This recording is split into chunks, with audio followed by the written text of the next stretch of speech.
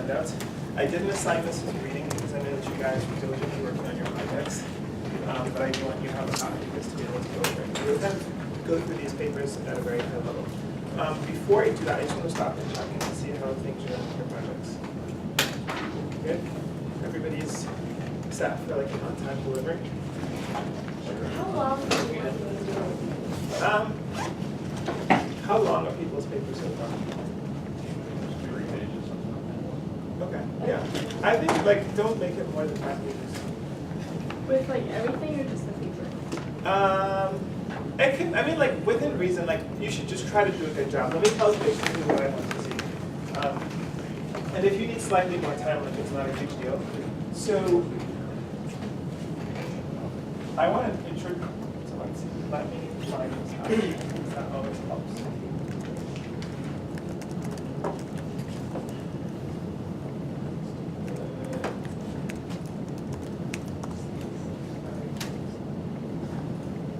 Okay, so for the papers, I think I have some of this in the assignment. So I want an introduction.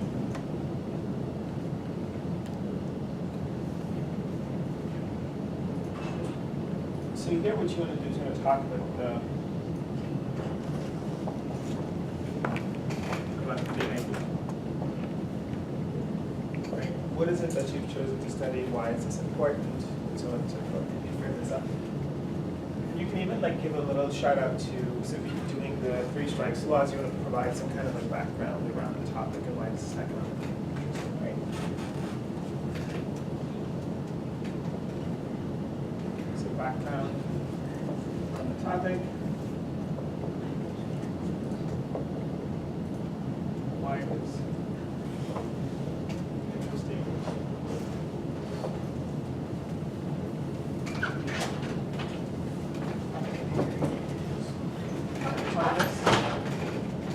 This for people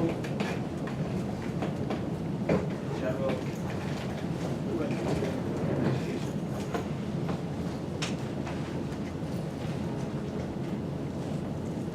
Okay. You all took this class, so you have some kind of interest. Yes, let's pass this back to you. These papers here. Okay. And then, so this will be part 1. Part 2 is just the model. What I want you to do is lay out the model. And solve. Just have like a very brief discussion.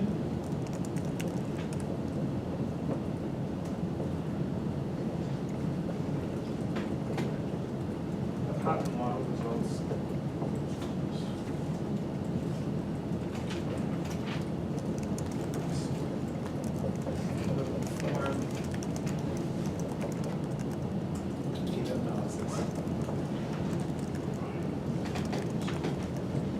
So the whole idea is, so we start out with a question, right?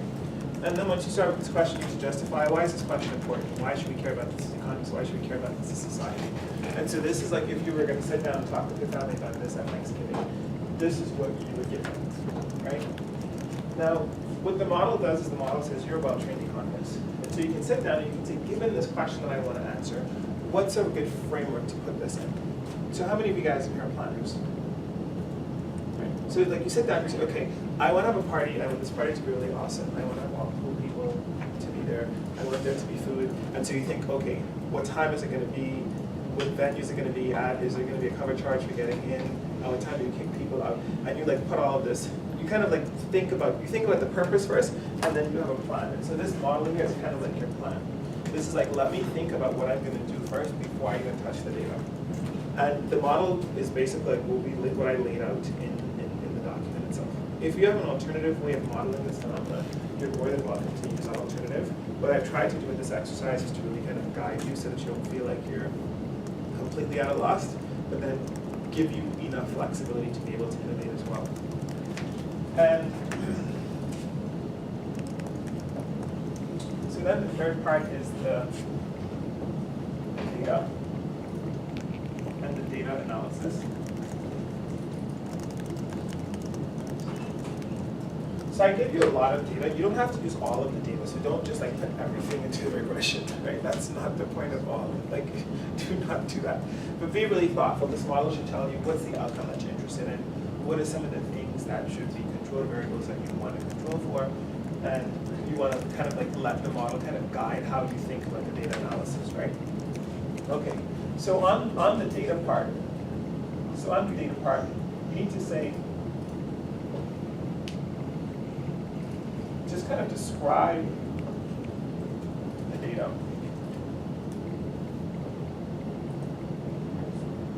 Where is it from? What variables you use, and how it will help you to answer the question. Answer the research question.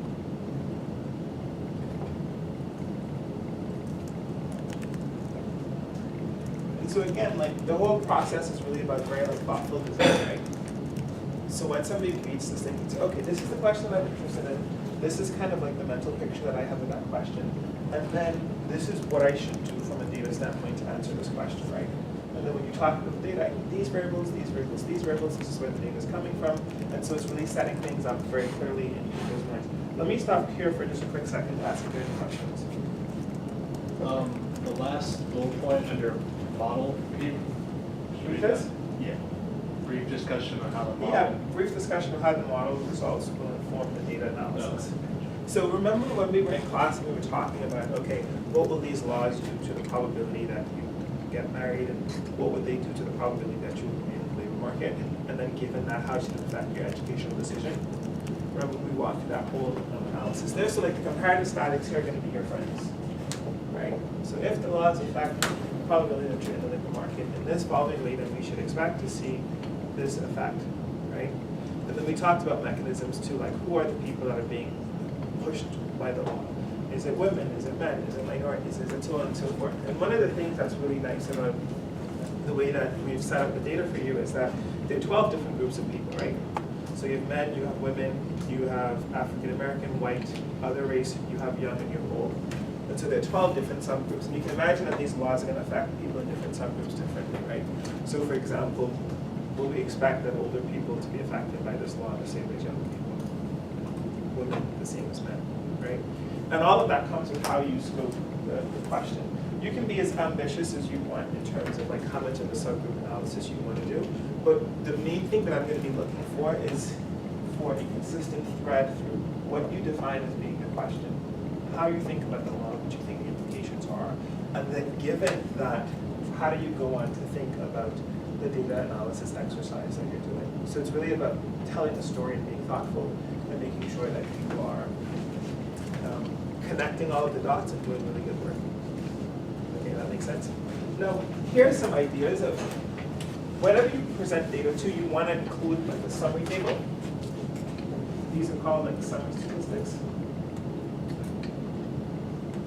So include some summary statistics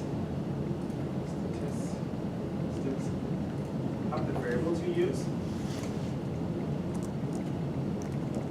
And so you can use the command like summarize. So something will just put soup and then variable 1, variable 2, and so on and so forth. And this will typically you want to report the mean and the standard deviation.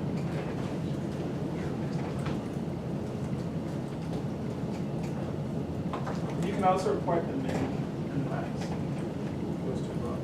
And to get a table that's in LaTeX, so what you can do too is you can use tab stat, or like to generate it as a LaTeX table. It's called run tab stat, so like LaTeX tab stat. This is like literally like one line of code, so this will not be like very crazy. But what this allows you to do is this allows you to see like what's in your data. Oftentimes when you go to an economics presentation, somebody will show their summary statistics, and someone will say, okay, why is it that like there's 60% guys in your sample? Like, is that going to be a problem with the fact that you don't have gender balance or something like that, right? And so the summary statistics really give you some sense of like what's going on in the data. You should actually be able to see from this who is in your data, and kind of like that starts to generate some thoughts. The second thing is you should also think about visualizing your data too, right? And again, if you need a little bit more time with handling it, that's totally fine. I'm more interested in you like doing this well than rushing through it. And these things won't be like, if you've already done the data analysis, like a lot of these things will just be like to lay on top of that. So I hope you don't feel overwhelmed. Right. Another visualization that you can use too is you can have a graph that has like fraction of states with the law, and then over time. So you can see what's happening, right? Like something like this. Right? And you can also plot, so this is going to be like, in a sense, like this is your independent variable, right? This is telling you at a very high level, like how pervasive is this law? And then you can look at your outcome, for example, and say like, what's the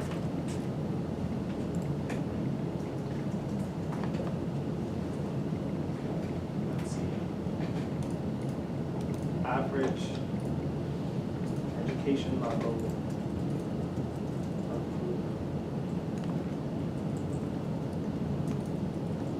or whatever, and see how that's changing over time. Right? So is it that it's going up as well, or so on and so forth. And so just by visualizing the data, you can get a sense of like, well, what's happening here. And they're going to be different audiences. So you might take to your grandma and say, hey, grandma, like I did this project, and like here's this data. Like we can see over time these unilateral divorce laws have been increasing. And over time, we can see that women's education attainment has been increasing as well too. That isn't the data analysis itself, but that's just representing the data. And all of these things should kind of give you some insights into what's happening. Any questions? Okay. And the Princeton's data guide like has stuff for like how you can do graphs. So again, like this shouldn't be like something that's crazy. Okay. Yeah.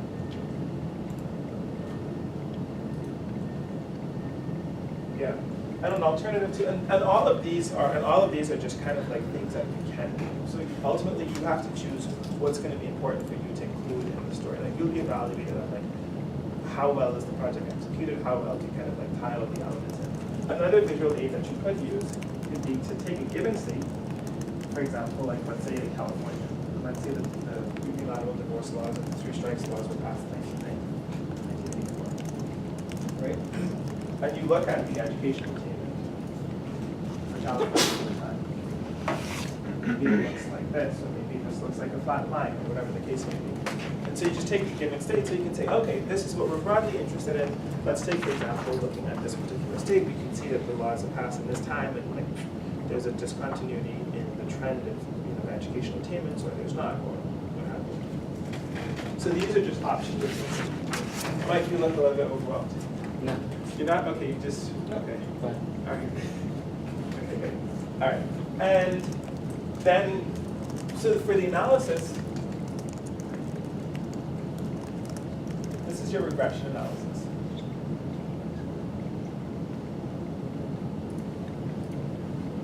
And so you need to know, what's my outcome variable?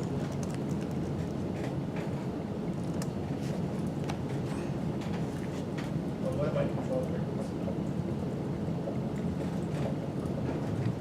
And there are a number of papers that we looked at. So we looked at the Stevenson and Wolfer's paper for unilateral divorce. And they have a particular model that they run. You can run the model that they run there. You can use something that's like the Huxley analysis too if you want to do that as well. I mean, like there are any number of combinations. And so you just have to make sure that whatever regression model you run is linked to the question that you're trying to answer, is linked to the model that you have in mind, and then also to that the data that you have allows you to run that model. Right? And in the paper, like they talk about the year fixed effects as well as the state fixed effects too. And I included a link to like a really short Stata tutorial that will walk you through that. And I deliberately chose something that was like 3 or 4 minutes because I didn't want you to feel like you had to watch something that was a half an hour to get something that simple. And then after this analysis, you want to discuss the results.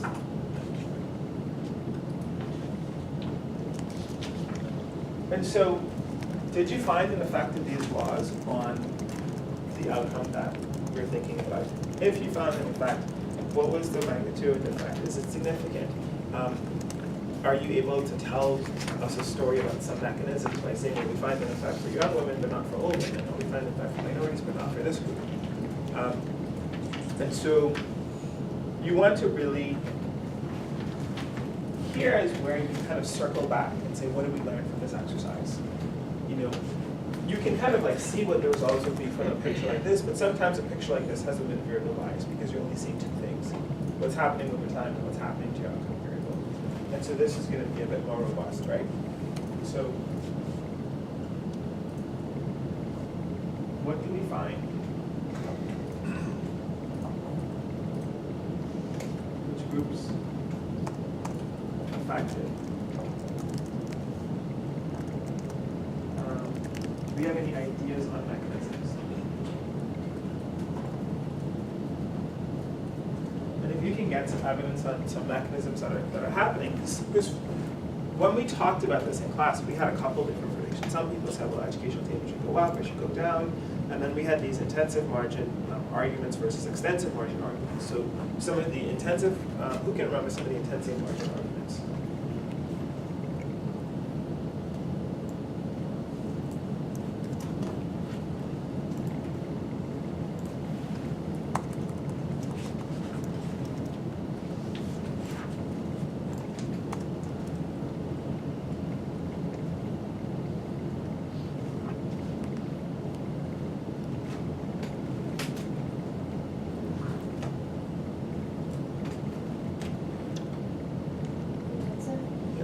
One of them for divorce is that it's easier to get a divorce than to get, like, participation in labor versus not because of your spouse.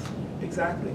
And so it's intensive, and it's intensive margin because, so the point was, if it's easier to get a divorce, then you can't depend on the wage of your spouse as much because it's less likely that you might be married, you might repay your marriage. Why is that an intensive margin response? I'm honestly not sure. That's fine. Because you're already married, so it's like somebody who's already married is thinking, okay, like I'm less likely to stay in this marriage, right? And the extensive margin responses have to do with who gets married, right? So you can have a situation where if it's easier to get a divorce, then maybe really flaky people get married because they're like, oh cool, like if this doesn't work out, like I can just divorce this person. And so that changes the composition of who gets married. And those are like two kind of like different mechanisms, right? Does that make sense? And yeah, so you want to discuss your results in terms of what you find, and then you can end with a flourish. So this is like, what do we learn? And are there any policy implications?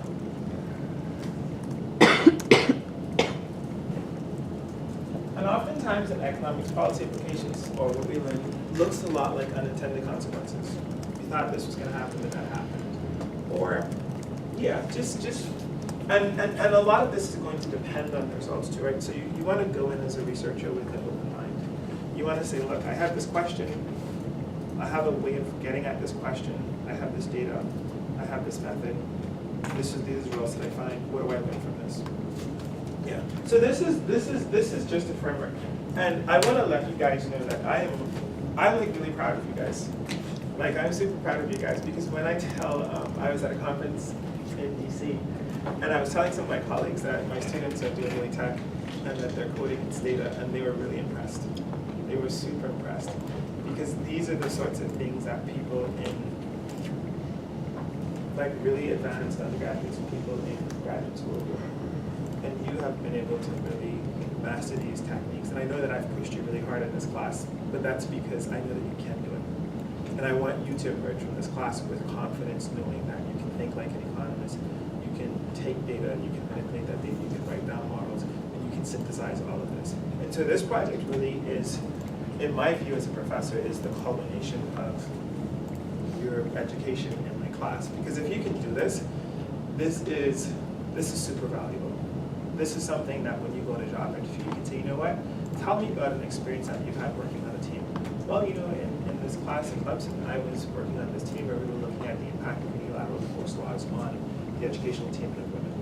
Or we were looking at the effect of 3 strikes laws on the educational attainment of African American men or white men or women.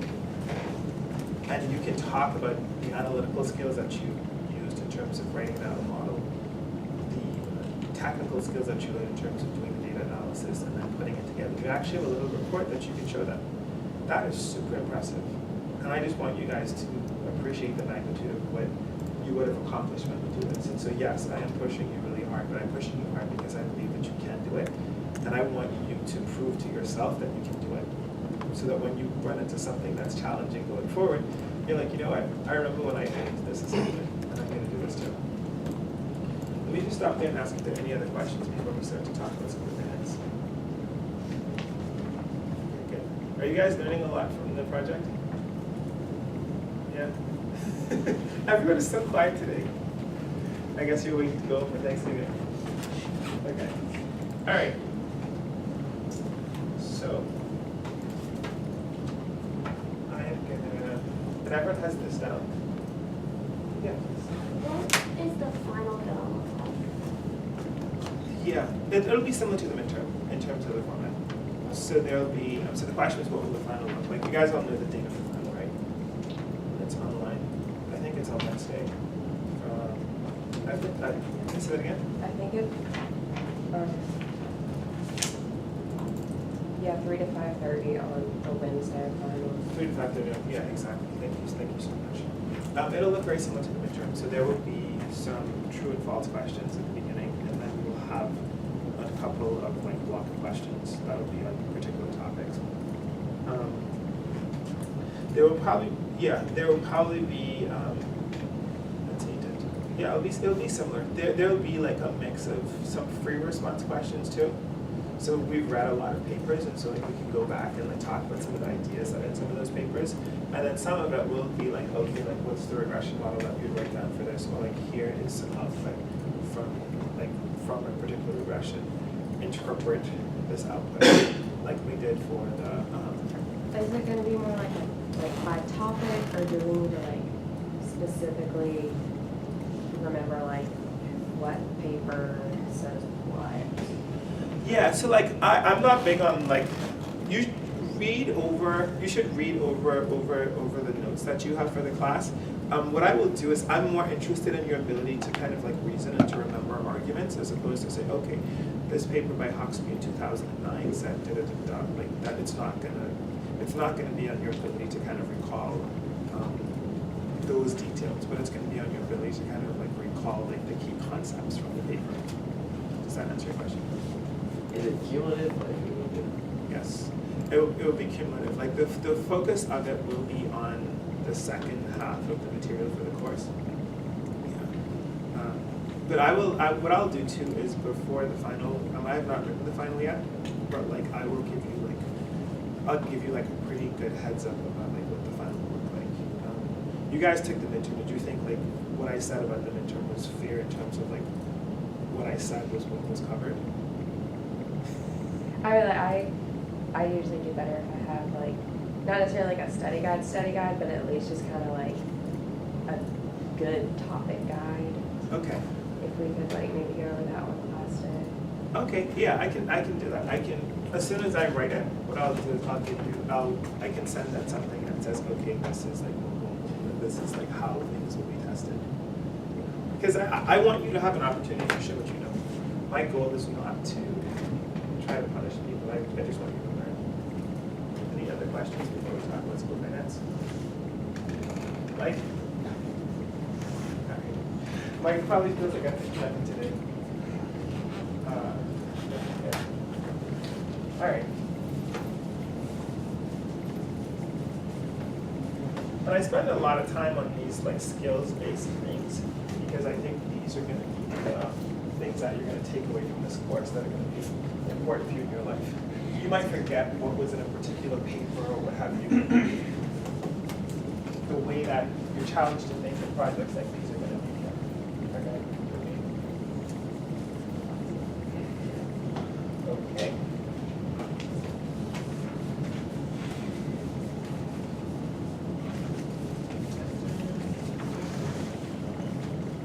So that Just talk about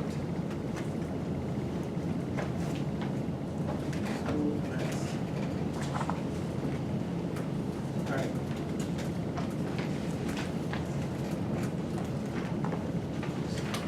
Okay. Let me start with the definition.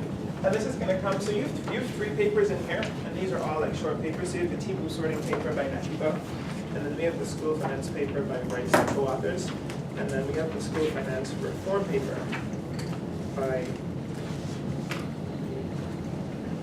Downs. And like these are really short reads, so read them on the train ride home or the car ride home, just to get a sense of like what the arguments are. Because the point of these articles really is to get you thinking like economists. It's not to remember what was on page 2, line 6. All right. So, and this is going to be a direct quote from the Rice paper. So what's school finance, right? And so school finance is really about 3 things, right? It's about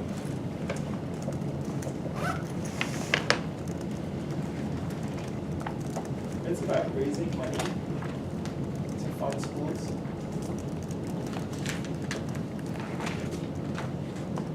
It's also about allocating these resources.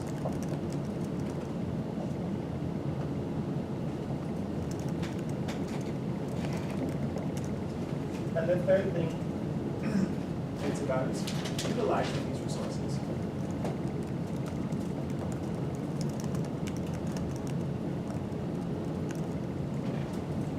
Right. And so when we think about this first term here, right, what are some sources? What are some sources through which education is funded in the United States? Property taxes, right?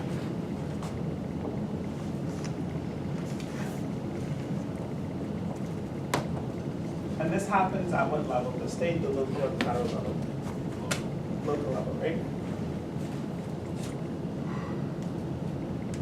What are some other ways that resources are raised to fund schools? Lotteries, yeah. And this happens at what level? This happens at the state level. Exactly.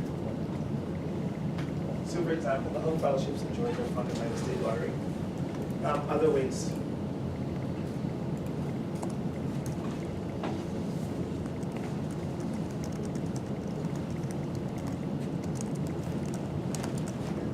What about at the federal level?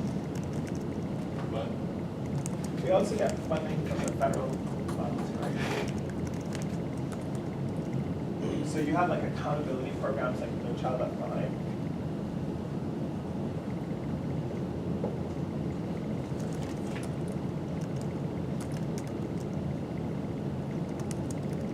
Plus federal grants.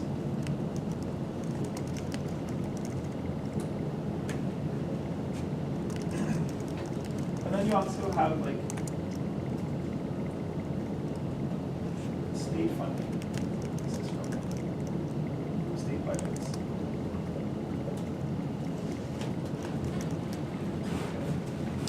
Now, what's the difference between allocation of resources and utilization of resources?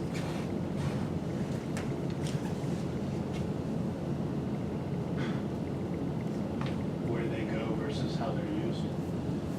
Right. So this is like where you send them, and this is like, are they actually used when they're sent there? So it's like your parents give you $10, they give your brother $25. That's how the money's allocated. You spend all the money, he doesn't. And so this utilization is going to be a very important piece of that too. Okay. Now, what is the goal of education, right? And in particular, so the job of school finance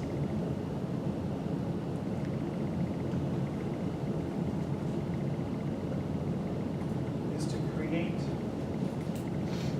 an environment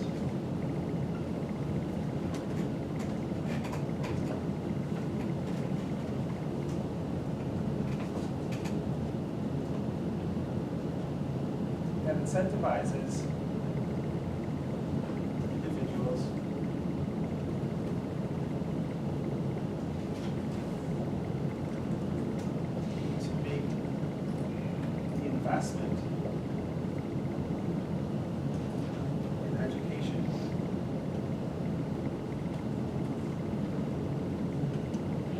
that is socially optimal.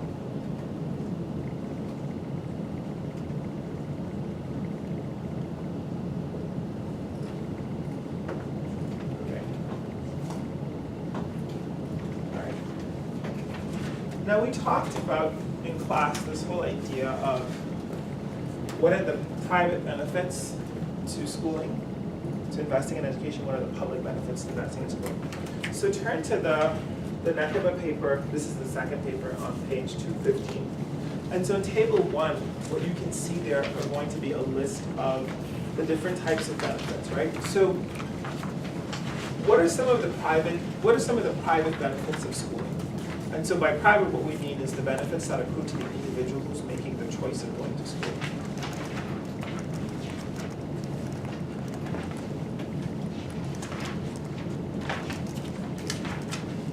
So this is table 1 on page 215.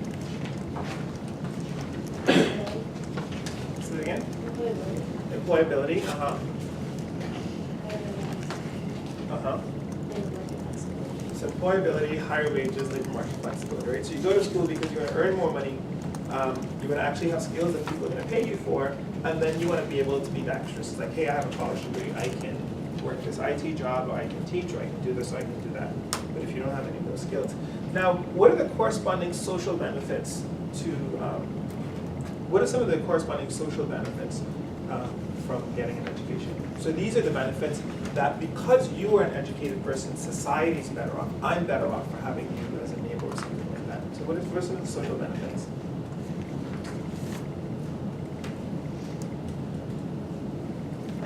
Not as reliant on the government to support you. That's right, less reliance on the government to support you. And what are some of the ways in which people rely on the government to support them? Food stamps. Right, and why might somebody with an education not have to rely on the government in that way? As a job percent, can you repeat? No, I the said, question? why is it that somebody who has an education might not need to rely on the government for food stamps? Oh, because they can get a job easier and they can support themselves. Exactly. And what are some of the other benefits to society that accrue from you having an education and being productive? Higher productivity. Yeah, high productivity of the worker. And why is the fact that you're more productive beneficial to society? Adds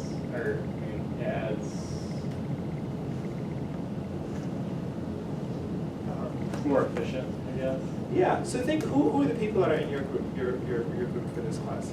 Because you're working with Mike. And so if you're more productive, how does that impact Mike? He has to do less work. Or he